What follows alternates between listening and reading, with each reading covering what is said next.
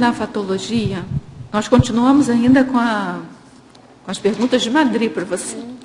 Ainda na fatologia, página 40, última linha. Você traz o alto desafio de reciclar o temperamento artístico nesta vida. Estou atravessando exatamente essa fase. E muita desconstrução está sendo feita, causando crises e tomadas de posição. O valor que associo a essa desconstrução é muito superior à crise que ela me trouxe.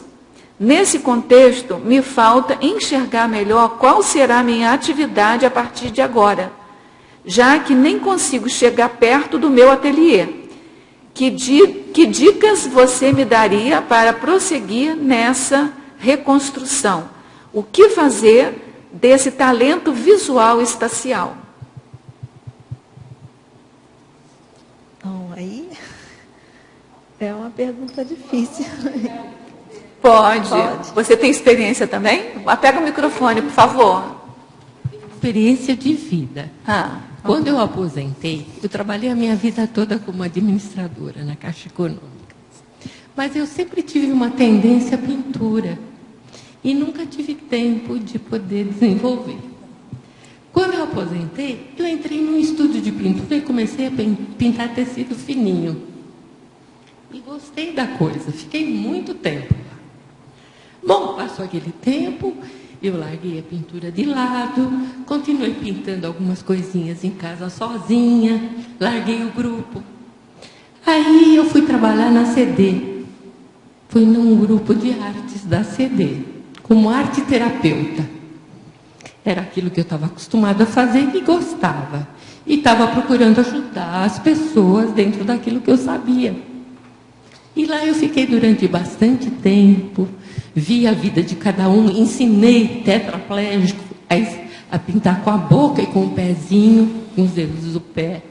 Foi uma experiência muito bonita, muito bonita. Saí de lá, eu fui eleita para esse cargo que eu estou, por isso que eu não estou aqui ainda. Eu trabalho numa associação de aposentados da Caixa. Tudo aquilo que eu aprendi na CD, que era levar aquilo que estava te prejudicando na tua vida, a caixinha de remédio, como é que é? O gesso que te mobiliza, transformar isso numa coisa negativa, numa coisa positiva. Fazer arte, fazer uma máscara para a mão, fazer uma máscara para o rosto, programar aquela máscara, fazer a pessoa gostar daquilo que você está gostando, sem se desfazer da arte. Certo? E hoje eu trabalho com as velhinhas aposentadas, que elas ficam sem ter o que fazer. Então, o que elas fazem? Elas têm uma vida ociosa e caem na depressão. Então, eu estou usando tudo. Hoje eu não uso só pintura. Eu trabalho com um monte de coisas, assim, cada vez mais moderna, para ir incentivando essa turma a fazer alguma coisa, a ter uma vida mais fácil. É isso que eu estou fazendo com a arte hoje. Então, o que a gente estava conversando é um pouco mais ou menos nessa sua linha aí. Se você tem compreensão da Conscienciologia, tem o curso intermissivo e tem uma noção de proexis um pouco mais assim elaborada em relação a TARES, eu acho que aí não tem outra saída senão cortar a relação com a arte e seguir no caminho da docência, da escrita de livro. Agora, se você não tem essa afinidade tão grande, né, com essa questão esse senso de proexis, do curso intermissivo, eu acho que um bom caminho é esse que você está tomando mesmo, que é de você aplicar a arte, sair do seu egocentrismo e ajudar as pessoas que estão com dificuldade, sair da depressão. É que nem a Rosa, que é a autora do verbete, falou que no estágio dela ela trabalhava com os esquizofrênicos. E a arte ajudava aqueles esquizofrênicos a saírem, ou pelo menos a melhorarem, né, aquela condição. Então, a gente está dizendo o seguinte, que isso é uma boa saída. Para essa pessoa que pergunta aqui, a gente não conhece muito, a gente não conhece muito bem assim, a vida dela, ela está morando em Madrid, essa pessoa que está perguntando. E ela, não sei se ela vive da arte, então eu acho que ela tem que botar o racional dela o seguinte, num país estranho, se ela vive da arte, ela tem que ter um pouco de tempo, ela tem que se dar um pouco de tempo para fazer a transição da arte para alguma outra profissão, porque ela não vai poder morrer de fome lá, entendeu? Ainda mais na Espanha, que está numa crise violenta lá. Agora, se ela tem condições, se ela já tem um pé de meia formado, não sei, a sugestão, pelo que ela indica, ela está sempre escrevendo para cá, o que indica que ela reconheceu o viés da ProEx. Então, o que indica é que se ela tem um pé de meia, que se ela pode sustentar, ela fazer um outro curso, investir em outra linha de atuação profissional, entendeu? E aí faz um corte mesmo. Agora, tem que ver se não posso nem chegar perto do meu ateliê. Se isso é emocional também, ou se isso é racional. Porque pode ser emocional, concorda? Eu não quero nem chegar. Isso é coisa de artista também. Tá? Artista pensa assim, não quero nem ver, não quero nem chegar. Porque a pessoa que tem racionalidade, às vezes vai perceber. Eu não tenho o que comer daqui a pouco. Então eu vou ter que enfrentar aquilo. Então não vai enfrentar com a emoção, vai enfrentar com a razão. Tá certo? Agora eu não sei qual é a realidade dela. Ela que tem que ver. Agora, de qualquer modo, isso já mostra que ela tem um senso de ProEx. Então, o ideal é ela começar a planejar a mudança. Não sei se a gente pode ajudar, se ajudou isso que a gente está falando ou não. Mas me chamou a atenção, não consigo nem chegar perto do negócio, isso é emocional demais. Entendeu? Porque quantas coisas a gente não gosta de fazer e tem que fazer porque aquilo é preciso. Na Conscienciologia tem um trinômio que se chama motivação, trabalho e lazer. Então, esse trinômio significa o seguinte, é que você percebe que alguma coisa tem que ser feita, então aquilo você vai, é o trabalho, você vai fazer. Você vai, pela necessidade que aquilo te apresenta, você vai ter motivação, e pela necessidade que aquilo se apresenta, você vai sentir que aquilo é um lazer para você. Porque você está cumprindo aquilo que é necessário fazer. Então, assim, tem esse meio de transição que é extremamente racional. Tá certo? Não sei espero que tenha ajudado alguma coisa. Não sei se Dulce quer falar alguma coisa. Eu quero fazer uma metáfora para ver se ajuda. Vou imaginar um balde que pode estar cheio. E ele, vamos considerar o balde, né, de água como se fosse a nossa vida. 50% dele, vamos dizer que a pessoa tem 50 anos, estou lá chutando. Durante esses 50 anos, a pessoa encheu de dramatização, exagero, romantismo, que a gente chama de artistismo. O excesso, o bonito, o romântico. Então, o que ela teria que fazer agora? Tem que parar de encher com isso e começar a colocar, bloquear, e começar a colocar a racionalização, a pesquisa, a análise mais aprofundada, buscar puxar pela intelectualidade, porque eu entendo que quem está viciado ou quem está habituado com aspectos mais vinculados à arte vai ter dificuldade de utilizar isso. Então a pessoa tem que se forçar a estudar, a ler, a pesquisar, para começar a desenvolver outros atributos que são extremamente necessários para ela começar a direcionar e utilizar mais outras características que jamais a arte vai dar, que é a racionalização, a linearidade. Nesse sentido, que eu acho que isso, exatamente, os artistas veem a racionalidade com muita frieza, né, como se fosse algo muito distante. Não é, a gente tem que a racionalidade, até certo ponto, tem que ser uma coisa mais fria mesmo, tem que sobrepairar. Sim, mas eles veem como se fosse um distanciamento, né, que a pessoa deixa de ser humana por usar a racionalidade. Não é isso que a gente quer chegar, o que a gente quer chegar é adquirir isso. Então, para adquirir, ela tem que começar a colocar material novo. Senão ela vai encher a vida, né, encher o balde com a mesma coisa. Eu não vejo que o motivo dela seja esse, não. Eu acho que ela está sabendo, ela só não está conseguindo fazer a transição de uma maneira mais saudável, porque... Mas, assim, ela vai saber o que vai fazer. Professora Rosa, também queria que vocês, que estão mais tempo na Conscienciologia, esclarecessem um pouco dessa viragem da consciência artística para assumir a posição de intermissivista, né? Você falou que tem que cortar as emoções, mas às vezes, por exemplo, você que é professora de matemática, acho, né? Quando a consciência ela é muito lógica, assim, ela quer aplicar tudo como se fosse através da intelectualidade. Mas aí ela acaba ficando um pouco desumana, né? Porque tem lá as emoções, a empatia que a gente falou antes. Você me acha desumana? Eu não conheço você há muito tempo. Então...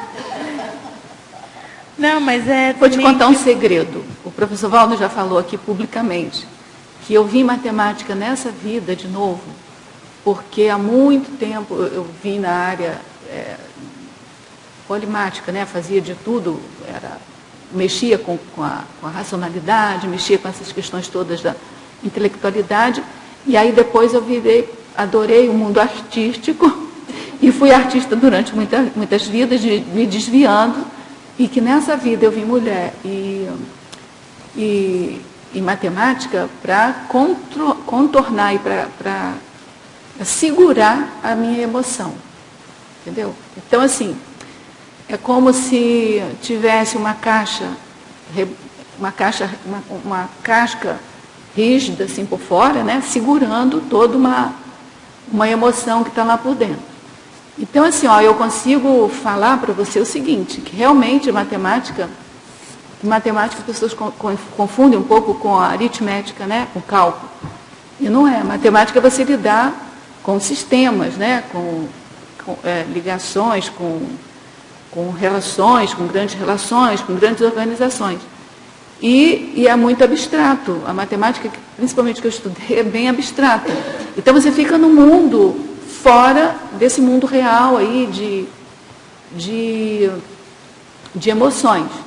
Naquele momento, entendeu? Porque depois você volta para cá. Então, se você tem um temperamento, assim, como você, em criança, eu fiz desenho também, fiz piano, fiz essas coisas que toda criança faz também, né? Mas, assim, mas eu recuperei muito cedo. Desde pequena, eu sabia que eu queria ser professora de matemática. E aí, uma vez, eu perguntei para o professor Valdo se matemática foi um desvio da minha vida. Foi aí que ele falou que não. Porque ele mete o malho também em matemática, né? Porque matemática, ao mesmo tempo que ele mete o malho, porque matemática é muito intrafísico, ele também diz que a matemática é a organização, tem a paramatemática, que o cosmos é paramatemática e tal. Então, assim, ele faz uma ponderação. Então, tanto quanto a arte é emocional, a matemática, do ponto de vista intelectual, é ainda muito materiológica, né? Então, não é o ideal também.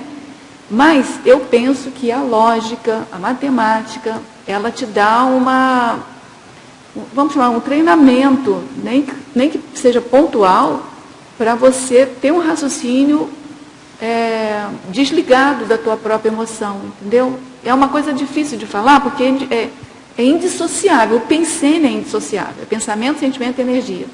Então, o que você sente, você pensa e você manda energia. É indissociável, mas tem predominância. Então, no sentido, enquanto você está fazendo matemática, a predominância é da racionalidade, mas a emoção está ali latente. Que seria a estruturação até dessas emoções também, né? Organização. Aí você usa, por exemplo, eu estou conseguindo agora, depois de muito tempo, eu estou aqui desde 2001, agora que eu estou conseguindo vislumbrar muita coisa, sabe, que eu ouvia, e que eu, às vezes, não admitia, entendeu? E aí, racionalmente, às vezes, eu não admitia, mas agora eu estou vendo que aquele racional era minado pela emoção também. Entendeu? Porque a gente raciocina em cima de apriorismos que a gente tem. Não é apriorismose. Apriorismo são coisas que você conhece. Você tem que ter um banco de dados, de informação na tua memória, para, em cima daquilo ali, você raciocinar. Agora, se você congela aquilo ali, aí vira a apriorismose. E o que faz congelar é a emoção. Entendeu? Então, às vezes, a emoção congela parte daquilo. Então, você tem um banco de dados grande, mas a emoção pega num ponto só. Então, e ali, quando toca ali, você perde a sua racionalidade. Então, o que você tem que fazer? Você tem que procurar manter a racionalidade em todo o campo, mesmo quando mexer ali na tua emoção. Aí tem um conceito da Conscienciologia que fala em sobrepairar. Isso ajuda. Tá? Você ignorar a emoção, então já não é racional. Não, né? ninguém consegue ignorar. Olha só, o conceito de Pensene, né? o conceito de Pensene é indissociabilidade entre sentimento, energia e pensamento. Então, assim, dizer que vai ignorar não é verdade. Entendeu? Eu acho que a pessoa que pensa, né, que a racionalidade... Ao contrário, a racionalidade é que leva a pessoa a entender a transafetividade. Entendeu? A transafetividade, que é aquele sentimento mais elevado, que trata todo o contexto fora de si, dentro de si, mais equânime, né? Então, essa transafetividade é uma condição que você só atinge depois que você... eu estou falando de profissional, né? Depois que você resolve todas as suas pendências emocionais, sexuais, intelectuais, entendeu? Então, tem muita gente que se diz intelectual, mas é intelectual de certo nicho de conhecimento, entendeu? Quando eu falo intelectualidade, tem que abrir, varrer bastante. Então, assim, o nosso caminho é bem longo, tá? Então, assim, o que eu vejo o professor Valdo falando, que tem uma gradação. Então, por exemplo, a gente já pode abandonar a arte. Entre matemática, por exemplo, e ciências humanas, de repente, as ciências humanas leva a pessoa a ser obrigada a fazer interassistencialidade. No meu caso, eu não fiz matemática de pesquisa só, eu fiz matemática docência, eu fui professor de matemática. Então, o professor é mais ou menos, a profissão de docência, de professor, ela também é interassistencial, obriga você a ser interassistencial igual médico, tá certo? Igual qualquer pessoa da área de saúde, porque você está em contato direto com o aluno. É claro que tem aqueles professores que não olham o aluno, mas também tem médico que não olha o paciente. Então, a gente vai falar do melhor, né? Daquele professor que escuta o aluno e do médico que dá atenção ao paciente, entendeu? Mas assim, então, eu fiz um verbete aqui de raciocínio lógico-matemático, que é uma pergunta que todo mundo me faz. Para desenvolver o raciocínio lógico-matemático, preciso estudar matemática? E a minha defesa de tese era que não precisa estudar matemática para desenvolver o raciocínio lógico-matemático. Você pode colocar em confronto tudo que você vê pela tua frente, sem precisar estudar matemática. E isso já desenvolve o conceito do raciocínio lógico-matemático. Certo? Que o raciocínio é confrontar as coisas, é para chegar à conclusão, é para chegar no discernimento, separar o bom do melhor. Então, é isso aí. Eu acho que a arte, nesse ponto, ela pode até ajudar, como a gente falou, mas assim, é muito pequena a contribuição, entendeu? E a grande vantagem da matemática é que, igual a arte, você tem que ficar horas estudando aquilo. Horas. Eu nunca tive tempo de ficar muito em solidão, porque eu casei com 19 anos, tive filho, né? Então eu tinha que estudar, eu estudava de madrugada. Né? Acordava de madrugada para estudar matemática. Mas você fica horas estudando matemática com alguma coisa que não diz relação nenhuma necessariamente com a natureza, com a vida, são aquelas estruturas axiomáticas criadas pela cabeça do matemático, entendeu? E você tem que perceber aquilo. Agora é um exercício tanto, que você exercita não a imaginação pela imaginação, mas a abstração. Né? Você tem que ver o concreto abstrato ali. É muito interessante esse exercício, sabe? De análise, síntese, de abstração, concretização, que tem alguma parte da matemática que tem relação com a vida física, outra que não tem. Então, isso é bom fazer, me ajudou. Entendeu? Mas assim, eu acho que tem outras maneiras também de você... Eu acho que isso essa coisa da pessoa racional ser fria, ser distante, eu acho que isso é um mito. Entendeu? É o contrário. Quanto mais racional, mais transafetivo você pode ser, mas assim, falando na linguagem da gente, mais você pode compreender o outro. Porque você não coloca a sua emoção na interposição de você com o outro. Entendeu? Que quando você tem emoção, você coloca a sua emoção, você interpreta o outro pela sua emoção. E quando você não tem essa emoção, ou pelo menos tem essa emoção trabalhada, você usa cérebro e paracérebro com o outro. Né? Então é isso que é importante ver. Agora, não precisa estudar matemática para isso, não precisa de... Tá? Pode fazer outro tipo de análise qualquer que você queira.